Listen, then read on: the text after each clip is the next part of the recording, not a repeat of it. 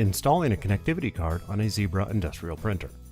Zebra printers use a variety of connectivity and option cards depending on the model. In this video, we're installing a connectivity card on a ZT231 printer. Your printer may look different, but the installation process is the same. Turn off the printer and disconnect the power and data cables. Remember to remove any media and ribbon. Connect yourself to an anti-static device.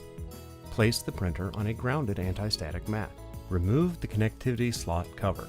If a connectivity card is installed, remove the screws from the connectivity card and slide it out of the printer. Align the connectivity card with the slots in the printer.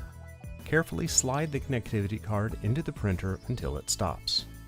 Ensure the connectivity card is aligned with the main logic board connector, and then push the connectivity card on the top and bottom until it is flush with the back of the printer.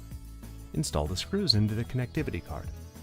After this step, be sure to reinstall the media and ribbon. Reconnect the power cord and data cables. Turn on the printer.